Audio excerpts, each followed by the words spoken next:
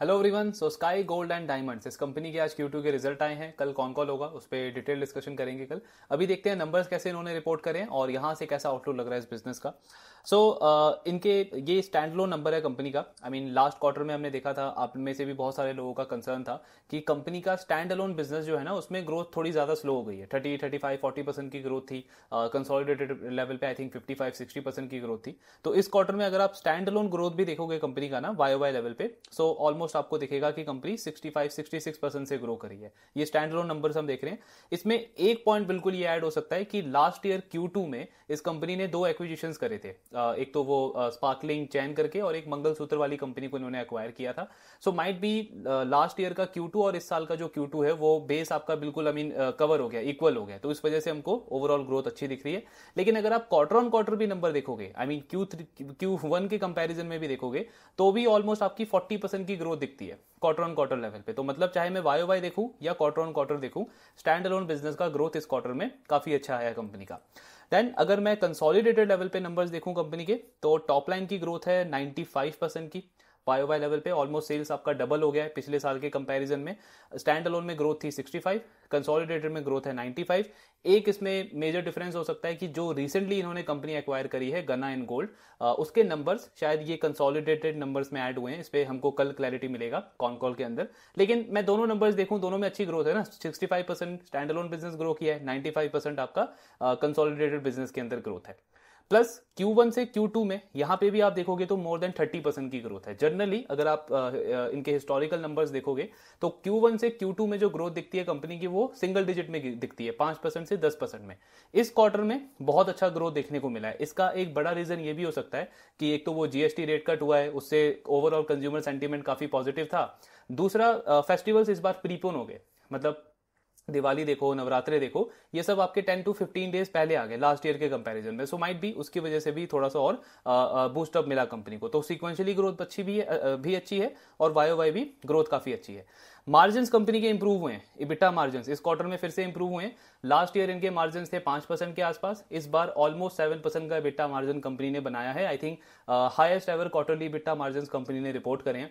और अब इनके और वो जो शांति गोल्ड कंपनी है उनके बीच में मार्जिन में बहुत ज्यादा डिफरेंस नहीं है। आई मीन शांति गोल्ड का भी जो नॉर्मलाइज मार्जिन है वो कंपनी बताती है 7 से 8% रहते हैं हमारे, बिकॉज उनका प्रोडक्ट मिक्स थोड़ा सा अलग है। 22 कैरेट में कंपनी ज्यादा डील करती है।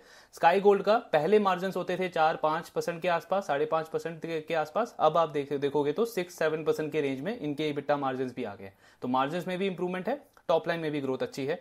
देन प्रॉफिट अगर हम देखें, नेट प्रॉफिट कंपनी का, सो वाई लेवल पे ऑलमोस्ट आपका 82-83% की ग्रोथ है।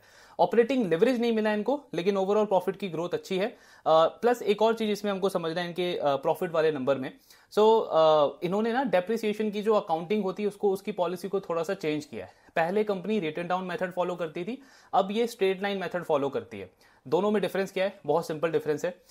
रिटन डाउन मेथड में क्या होता है, मतलब आप क्या करते हो, एग्जांपल के लिए मान लो आपने कोई एक एसेट परचेज किया जिसकी वैल्यू है आज 10 लाख रुपीस। अब आपको उसको डेप्रिशिएट करना है, तो आप क्या करोगे रिटन डाउन मेथड में कि आप एक परसेंटेज अज्यूम कर लोगे। मान लो कि 20% से आप उसको डेप्रिशिएट कर रहे हो हर साल तक। तो फर्स्ट ईयर आप क्या करोगे, 10 लाख का 20% यानी कि 2 लाख आपने उसमें डेप्रिसिएशन कॉस्ट को माइनस कर दिया।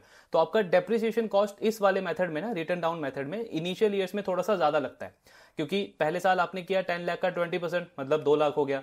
फिर अगले साल आप कर रहे हो 20% ऑफ 1 लाख 8 लाख का, सॉरी 10 लाख का आपने 20% किया। दूसरे साल आप 8 लाख का 20% कर रहे हो, तो आपका डेप्रिसिएशन कॉस्ट आ गया 1,60,000। तो इनिशियल ईयर्स में इस मेथड में आपका डेप्रिसिएशन कॉस्ट थोड़ा सा ज्यादा होता है। अब इन्होंने क्या किया, स्काई गोल्ड ने, ये चले गए स्ट्रेट लाइन मेथड पे। स्ट्रेट लाइन मेथड में आप क्या करते हो कि आप एक नंबर फिक्स कर लेते हो और वो इवनली स्प्रेड आउट कर देते हो, मतलब एसेट की पूरी लाइफ साइकिल में। जैसे 10 लाख का एसेट आपने लिया और आपने अज्यूम कर लिया कि इसकी लाइफ साइकिल है 10 साल, तो मैं हर साल 1-1 लाख जो है इसका जो वैल्यू है डेप्रिशिएट कर दूंगा हर एक साल में। तो इसमें क्या होगा कि मतलब आपका कॉस्ट जो है वो इवनली स्प्रेड आउट हो जाएगा, डेप्रिसिएशन का कॉस्ट। तो ये एक इन्होंने चेंज किया है। मतलब रिटन डाउन मेथड में इनिशियल ईयर्स में आपको डेप्रिसिएशन कॉस्ट थोड़ा सा ज्यादा दिखता है, तो आपके प्रॉफिट थोड़े से कम होते हैं। स्ट्रेट लाइन मेथड में आपका डेप्रिसिएशन कॉस्ट बिल्कुल इवनली स्प्रेड आउट हो जाता है। तो जब भी कोई कंपनी रिटर्न डाउन मेथड से स्ट्रेट लाइन मेथड में शिफ्ट करती है तो आपको डेप्रिसिएशन कॉस्ट एकदम से कम दिखता है और प्रॉफिट थोड़ा सा ज्यादा दिखेगा। तो स्काई गोल्ड के साथ में वही हुआ है, मतलब उसको अगर आप एक्सक्लूड कर दोगे तो आई थिंक 2 से सवा 2 करोड़ के आसपास का प्रॉफिट में जंप दिखता है उसकी वजह से। तो ऐसा नहीं है कि पूरा प्रॉफिट ग्रोथ आया उसकी वजह से है, मतलब एक्चुअली में कंपनी का पैट ग्रो किया है, लेकिन वो वाला पार्ट अगर हम हटा दें तो 4-5% की ग्रोथ कंपनी की कम हो जाती है, बस इतना सा डिफरेंस है। सो इस वजह से कंपनी का जो ग्रोथ है पैट का वो 82-83% दिख रहा है। अगर हम उसको हटा दें तो 77-78% की ग्रोथ हो जाती है। एक और पॉइंट है इसमें, ऑपरेटिंग लिवरेज मिला है इस कंपनी को, ऑपरेटिंग लिवरेज मिला है इस क्वार्टर में, लेकिन ये अदर इनकम की वजह से हमको रिफ्लेक्ट नहीं हो रहा है। आई मीन लास्ट ईयर से अगर आप कंपेयर करोगे तो अदर इनकम कंपनी का ऑलमोस्ट 3 टाइम नीचे हो गया है। तो ये इस वजह से कंपनी का मतलब पैट ग्रोथ थोड़ा सा कम दिख रहा है। लेकिन लास्ट ईयर कंपनी को ना, मतलब ये अपनी सिक्योरिटीज वगैरह सेल कर रहे थे, इनके पास में एचडीएफसी बैंक के कुछ स्टॉक्स थे जो इनके ऑडिटर ने बोला था सेल करने को, उसकी वजह से कंपनी को अदर इनकम ज्यादा आ रहा था, तो वो एक वन टाइम गेन था। मतलब बेसिकली अगर हम देखें तो कंपनी को ऑपरेटिंग लिवरेज मिला है इस क्वार्टर के अंदर भी। पैट ग्रोथ वरना अगर आप उसको एडजस्ट करके देखोगे तो डबल से ज्यादा है, मोर देन 100% की ग्रोथ है कंपनी के पैट के अंदर। ईपीएस ग्रोथ भी आपको मतलब स्लो दिखेगा लास्ट ईयर के कंपैरिजन में। इसका 2 रीजन है, एक तो इन्होंने क्यूआईपी रेज किया था पिछले साल, दूसरा जो एक्विजिशंस वगैरह आपने रेज किए उससे भी आपका इक्विटी बेस जो है वो इंक्रीज हो गया, इसकी वजह से ईपीएस ग्रोथ आपका थोड़ा सा कम हो गया इस क्वार्टर में। तो नंबर्स ओवरऑल ग्रोथ के पॉइंट ऑफ व्यू से काफी अच्छे हैं। खराब चीज क्या है रिजल्ट में? खराब है आपका रिसीवेबल का नंबर, जो इनका पेन पॉइंट है स्काई गोल्ड का काफी टाइम से। लेकिन यहां पे एक चीज आप ऑब्जर्व करोगे ना, तो ये जो मार्च की बैलेंस शीट है कंपनी की, यानी 6 महीने पुरानी, उसके कंपैरिजन में भी कंपनी का जो ये ट्रेड रिसीवेबल का नंबर है ये ऑलमोस्ट 40% इंक्रीज हो गया है। लास्ट 6 मंथ्स के अंदर 40% ट्रेड रिसीवेबल्स आपके इंक्रीज हो गए हैं। प्लस अगर मैं रिसीवेबल टू सेल्स का नंबर देखूं कंपनी का, यानी मार्च में आपका ये जो रिसीवेबल था 452 करोड़ के आसपास होता है, ये लैक्स में नंबर है, तो 452 करोड़ हो गया आपका, और सेल्स थी आपकी लगभग 3548 करोड़ के आसपास मार्च की, पूरे साल की। तो रिसीवेबल टू सेल्स का नंबर अगर आप देखोगे कंपनी का ना, तो आपका मार्च के अराउंड था ये 13%, यानी सेल्स का 13% रिसीवेबल मेरा पैसा पड़ा हुआ था। इस साल इस साल बोल रहा हूं मैं, इस फर्स्ट हाफ में अगर आप देखोगे तो ये नंबर आपका और इंक्रीज हो गया है, ये नंबर आपका ऑलमोस्ट 23-24% के आसपास हो गया। तो ये और ज्यादा खराब लग रहा है, यानी कि 6 महीने में आपके रिसीवेबल के नंबर 40% इंक्रीज हो गया, सेल्स भी आपकी बड़ी है, लेकिन जब मैं रिसीवेबल टू सेल्स का नंबर देखता हूं तो वो आपका 12-13% से 23-24% तक चला गया। तो ये एक थोड़ा सा चीज हमको खराब लग रहा है। लेकिन इसको एक और एंगल से समझना जरूरी है, जब आप कंपनी का ओवरऑल एब्सोल्यूट रिसीवेबल का नंबर देखोगे तो ये कैश फ्लो है कंपनी का। अब ऑफ कोर्स कैश फ्लो तो नेगेटिव है इस कंपनी का काफी टाइम से। अब यहां पे अगर आप इनका रिसीवेबल का नंबर ऑब्जर्व करोगे ना, लास्ट ईयर फर्स्ट हाफ का नंबर है, मतलब सितंबर 2024, इसको हम कंपेयर कर रहे हैं सितंबर 2025 के कैश फ्लो के साथ में। तो लास्ट ईयर कंपनी का जो रिसीवेबल था और इस साल जो रिसीवेबल है, इन दोनों में लगभग 60 से 65% का इंक्रीज है। यानी पिछले साल के कंपैरिजन में इस साल मेरे रिसीवेबल के नंबर 60 से 65% इंक्रीज हो गए। लेकिन उसके साथ में मुझे सेल्स भी कंपेयर करना पड़ेगा ना, तो जब मैं सेल्स को कंपेयर करता हूं लास्ट ईयर के साथ में, तो सेल्स ग्रोथ हुआ है मेरा 75 से 76%। मतलब क्या है कि ऐसा नहीं कि रिसीवेबल मेरे मतलब सेल्स ग्रो नहीं कर रहा और फिर भी मेरे रिसीवेबल बढ़ते जा रहे हैं, मेरा सेल्स ग्रोथ किया 75-76% से, उसके कंपैरिजन में जो मेरा रिसीवेबल का नंबर है वो वाई लेवल पे ऑलमोस्ट आपका 60-65% से इंक्रीज हुआ है। तो मतलब इस कॉन्टेक्स्ट में समझना जरूरी है। और ये क्यों हुआ है? बिकॉज नेचर ऑफ बिजनेस है स्काई गोल्ड का। मार्च में क्यों हुआ था? क्योंकि एक तो आपके गोल्ड के प्राइसेस बहुत एकदम से इंक्रीज हो गए थे, तो इनके बिजनेस में जब भी गोल्ड प्राइस बहुत शार्पली इंक्रीज होते हैं, और दूसरी तरफ अगर आपका फेस्टिव थोड़ा सा प्रीपोन हो जाता है, जैसे अक्षय तृतीया इस बार जल्दी आ गया था, तो इनको अपने क्लाइंट को सपोर्ट करने के लिए थोड़ा सा क्रेडिट पीरियड एक्सटेंड करना पड़ता है, ये इनके बिजनेस का नेचर है, तो इस वजह से हुआ था। अभी सितंबर में क्यों हुआ है ये? तो सितंबर में होने का भी मेन रीजन यही है, बिकॉज जैसे हमने डिस्कस किया कि लास्ट ईयर के कंपेरिजन में दिवाली, नवरात्रा, दशहरा, ये सब इस बार पहले था, 10 to 15 डेज पहले आ गया था। तो अगर ये Q3 के मिड में होता है तो स्काई गोल्ड को जो सेल्स वगैरह करनी होती है वो Q3 में करनी होती है, मतलब उनका रिसीवेबल का नंबर हमको Q2 में नहीं दिखेगा फिर, और Q3 में तो आपका कैश फ्लो बैलेंस शीट आता ही नहीं, वो Q4 में आता है, तब तक कंपनी रिकवर कर चुकी होती है। लेकिन क्योंकि इस बार Q2 में था, आपके नवरात्रे Q2 में आ गए थे, दिवाली दशहरा आपका 10-15 दिन पहले हो गया था, तो कंपनी को अपने क्लाइंट्स को पहले सप्लाई करना पड़ता है, इसलिए रिसीवेबल का नंबर हमको थोड़ा सा ज्यादा दिख रहा है कंपनी के बैलेंस शीट के अंदर। बाकी ऑफकोर्स इस पर कल क्लैरिटी मिल जाएगा कंपनी के कॉन कॉल के अंदर। लेकिन मतलब समझ में पॉइंट क्या है इसमें कि ऐसा कोई रेड फ्लैग जैसा नहीं है। अगर आप रिसीवेबल टू सेल्स का नंबर देखोगे तो वो बिल्कुल लगता है 6 महीने में आपका ऑलमोस्ट डबल हो गया है, लेकिन हमको पूरा कॉन्टेक्स्ट देखना है ना। मैं पिछले साल के रिसीवेबल के नंबर के साथ में कंपेयर करूं तो वो सिर्फ 60 से 65% इंक्रीज हुआ है, और सेल्स मेरा 75 से 76% इंक्रीज हुआ है। तो इस तरीके का पूरा नंबर से ओवरऑल अच्छे नंबर से इन्होंने रिपोर्ट करे हैं। बाकी और क्या अपडेट है, तो एक तो वो जो गन एंड गोल्ड कंपनी थी उसको इन्होंने एक्वायर कर लिया है। सो वो बैंगल बनाने वाली कंपनी है, एंड इनकी मैनेजमेंट का कहना है कि क्योंकि वो उसका डिजाइन बहुत अच्छा है और लाइट वेट ज्वेलरी के अंदर वो आता है, तो इस तरीके का जो एनवायरमेंट होता है ना जहां पे गोल्ड प्राइस में वोलेटिलिटी ज्यादा होती है, तो कंज्यूमर्स ऐसे light weight high design jewellery को ज्यादा पसंद करते हैं, तो वो हमारे लिए एक हाई ग्रोथ सेगमेंट हो सकता है। उसका एक और एडवांटेज क्या मिलता है इस कंपनी को कि वो जो कंपनी है गन्ना एंड गोल्ड, वो 100% एडवांस गोल्ड मॉडल पे काम करती है, यानी कि जो क्लाइंट है उनके वो एडवांस में उनको गोल्ड मटेरियल देते हैं, कंपनी सिर्फ उसकी डिजाइनिंग करके उनको सप्लाई करती है। तो मतलब आपका वर्किंग कैपिटल का झंझट बच जाता है, इन्वेंट्री आपको फंड नहीं करना पड़ेगा इसमें, तो आपका एक तरीके से कैश फ्लो एक तरीके से इंप्रूव होगा। और मतलब इस कंपनी का टारगेट भी है कि बाय द एंड ऑफ 2030 हमारा जो 30% बिजनेस है हमको वो एडवांस गोल्ड वाले मॉडल पे करना है, तो उसमें भी कंपनी को ये हेल्प करेगा।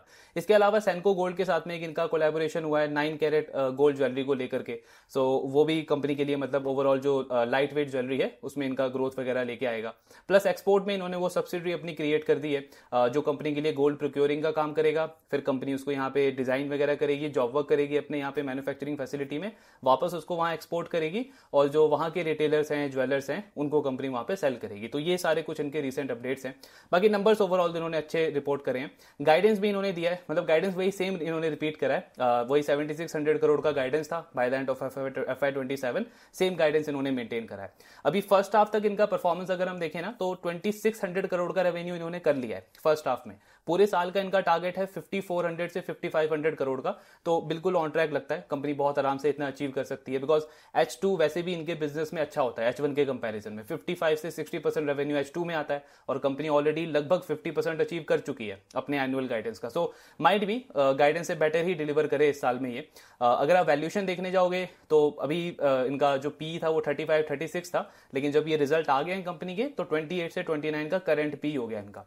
प्लस अगर हम फॉरवर्ड पी भी देखें तो क्योंकि आपका लगभग 111 करोड़ का पैट ऑलरेडी हो चुका है, और हम अज्यूम करके चले कि कंपनी अगर सेम नंबर भी डिलीवर करती है सेकंड हाफ में, वैसे इससे ज्यादा करना चाहिए क्योंकि 2800 करोड़ का आपका रेवेन्यू होगा, और अगर आप 4% का पैट मार्जिन भी करोगे तो भी 111-112 करोड़ हो जाता है, लेकिन फर्स्ट हाफ में 4.2 से 4.3 का पैट मार्जिन है इनका, तो वैसे तो मतलब प्रॉफिट का नंबर ज्यादा होना चाहिए, लेकिन अगर आप कंजर्वेटिव एस्टिमेट भी लेके चलो तो भी 222-223 करोड़ का पैट बहुत आराम से कर सकती है कंपनी इन FY26। तो फॉरवर्ड पी आपका बनता है 23 से 24 का।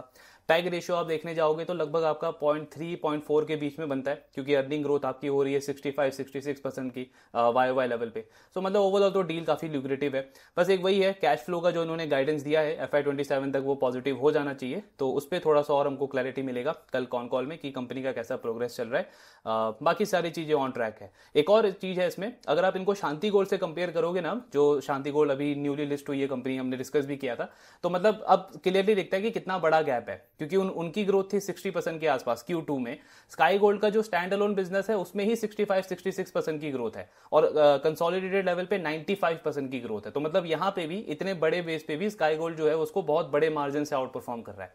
प्लस अगले साल का भी अगर आप देखोगे तो उनका गाइडेंस है 40 से 50% का। स्काई गोल्ड भी लगभग 40-45% से ग्रो करेगा। 5400 करोड़ के रेवेन्यू के ऊपर कंपनी अगर 7600 करोड़ का रेवेन्यू करती है तो भी आपका 40-45% का ग्रोथ हो जाता है। तो मतलब शांति गोल्ड वैसे बिजनेस ठीक कर रहा है, ओवरऑल डील ठीक है, पीई उसका काफी कम है, इसीलिए हमने डिस्कस किया था कि पी री रेटिंग के लिए अगर प्ले करना हो तो वो एक इंटरेस्ट बन सकता है। 18-19 का पी है, अर्निंग ग्रोथ अच्छा है, लेकिन ऐसा कुछ बहुत लुक्रेटिव वो ऑफर नहीं कर रहा है स्काई गोल्ड के कंपैरिजन में कि मैं उसमें ज्यादा इंटरेस्टेड हूं स्काई गोल्ड को छोड़ करके, बिकॉज ये बिजनेस कंसिस्टेंटली हर एक क्वार्टर में डिलीवर कर रहा है, सारे बड़े बड़े क्लाइंट्स हैं इनके पास में। अब ये कंपनी वॉलेट शेयर गेन के मोड में जा रही है, मतलब एग्जिस्टिंग क्लाइंट से आप और ज्यादा वॉलेट शेयर गेन करोगे, मार्केट शेयर अपना बिल्ड करते जा रही है।